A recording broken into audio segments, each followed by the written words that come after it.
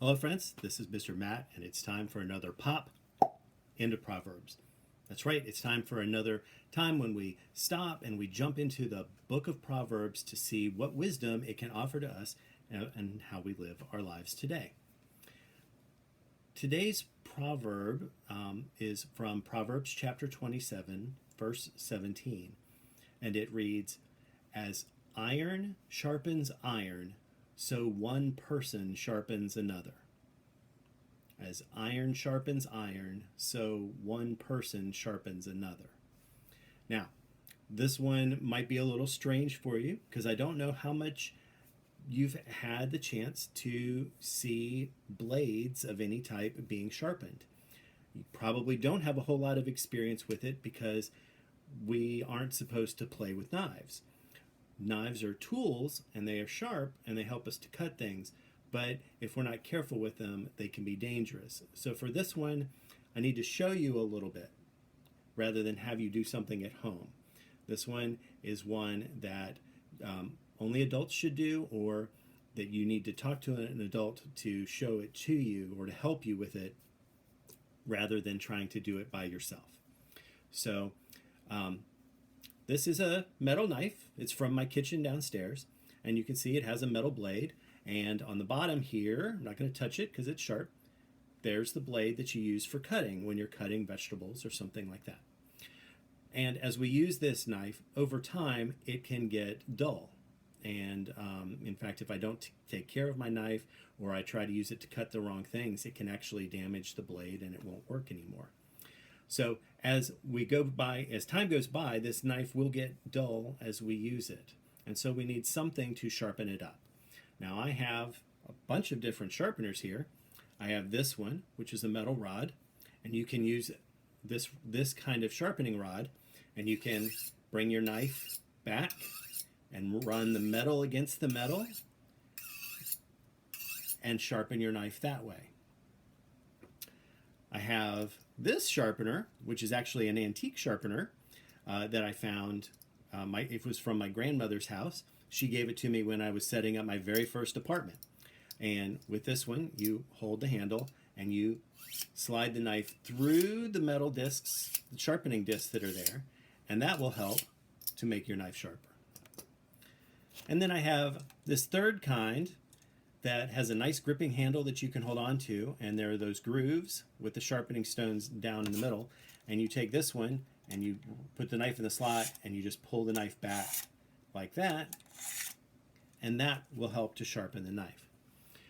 It's important to keep the knife sharp so that it works the way that you want it to, and that you're not using a tool that might actually hurt you because it's not sharp and not doing what it's supposed to do.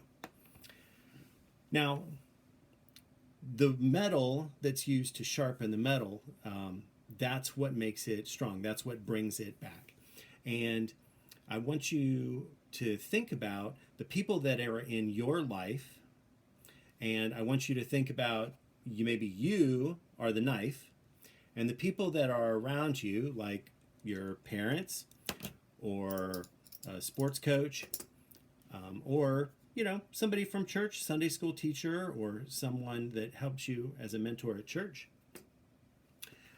They are the sharpeners in your life. As we go through our life, if we just keep doing the same thing we've always done, it can be a little bit dull, and our knife will kind of lose its edge and will not be the tool that it's supposed to be.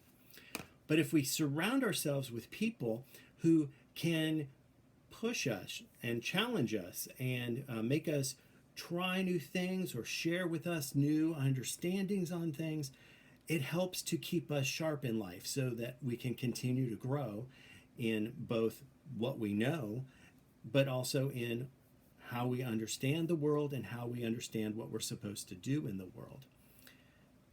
Much like someone who plays soccer or another sport, one way that when you're practicing that you can get better is if you play someone who is better at the game than you are. Because when they have a greater skill, you have to push yourself harder to try to learn how they play, to try to play better yourself.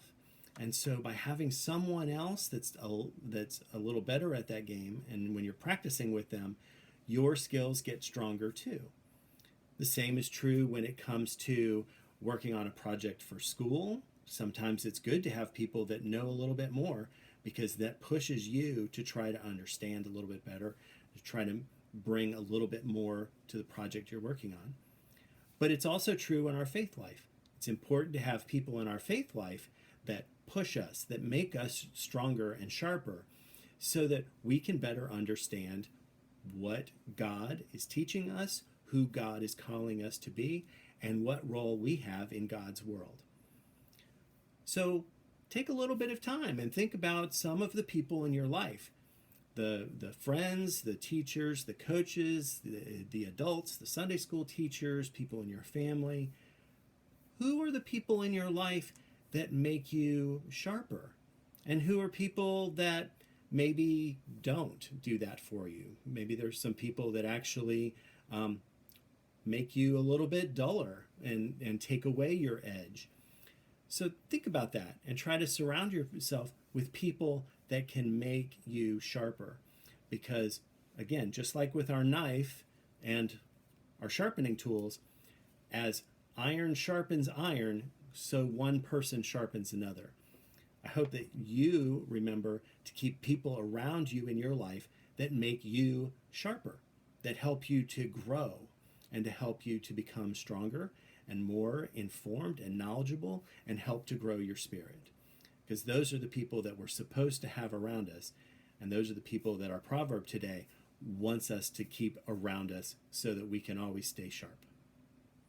I hope you enjoyed this pop into Proverbs. Until next time, bye-bye.